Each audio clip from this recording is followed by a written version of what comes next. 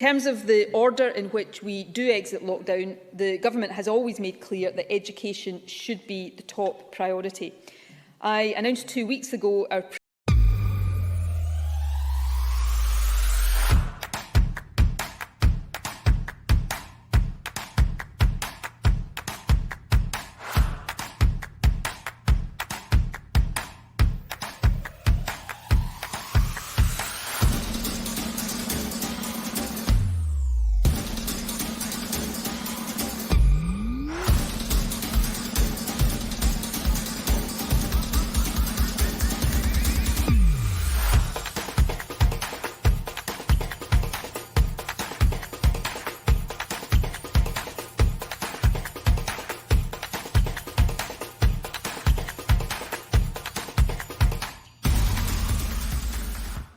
preliminary decision that preschool children, pupils in primaries 1, 2 and 3 and a limited number of senior phase students who need access to school for essential practical work would return from Monday 22nd of February.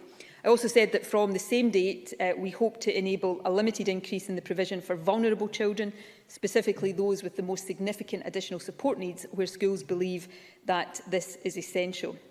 So I'm pleased to confirm today that, in keeping with the advice of our expert group, this first phase of the reopening of schools will go ahead as planned on Monday. Now, we will need to monitor the impact of this change very carefully before taking any further decisions. However, I hope we will be able to set out the second phase of school reopening in 2 weeks' time. I want to be clear, though, to give particularly parents as much clarity as possible at this stage, that the need to properly assess the impact of this limited reopening means that we think it unlikely at this stage that there will be any further return to school before the 15th of March.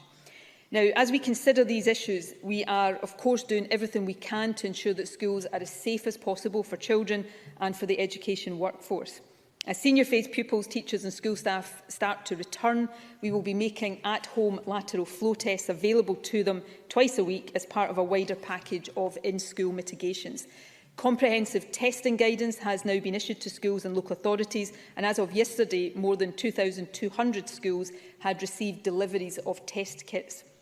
We're also working with Young Scot to provide online information and support for senior phase pupils who want to take part in the testing programme. In addition, senior secondary pupils will be required to observe 2 metres physical distancing while in school and on school transport in the period immediately after the return. And we are also publishing today updated school safety guidance developed with the Education Recovery Group. This sets out a range of additional safety mitigations, and to help implement them, we will be providing local authorities and schools with an additional £40 million as part of a wider £100 million package to accelerate school recovery, and the Finance Secretary will confirm details of that investment later this afternoon.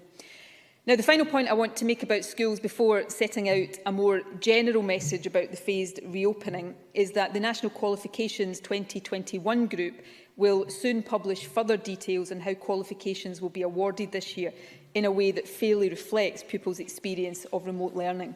We've also decided that all teachers and lecturers involved in awarding national qualifications this year will receive a one-off payment of £400. This will be paid to part-time teachers on a pro-rata basis, and 2 days will be set aside for teachers to work on assessments this year. Further details concerning the payment and these assessment support days will be provided shortly. Now, the steps that I have set out just now are clearly of great importance.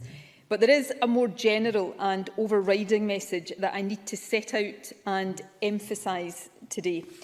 The success of this limited reopening and the prospect of getting, we hope, more pupils back into school later in March very much depends on all of us continuing to abide by the wider restrictions. The evidence suggests that the key risk in reopening schools isn't transmission of the virus within schools. Instead, the risk comes from the increased contact that the reopening sparks amongst the wider adult population. The risk is that schools going back might lead to parents socialising more at the school gates, for example, or returning to the workplace rather than working from home. And so, although I do know how difficult this is, I am asking parents and employers to make sure that this doesn't happen. If you are an employer, please understand that employees who were working from home while their children were being homeschooled should still be working from home next week, even if their children are back at school. It is, of course, a legal obligation for all employers to support employees to work from home as far as is possible. In addition, if you are a parent whose children will soon be going back to primary school, I can only imagine what a relief that will be, but please don't use it as an opportunity to meet up with other parents or friends. The hard but really inescapable fact is this: if the return to school leads to more contacts between adults over the next few weeks, transmission of the virus will quickly rise again. That will then jeopardise our ability to sustain even this limited return, and it will make it much less likely that we can get more pupils back soon. It would also set back our progress more generally.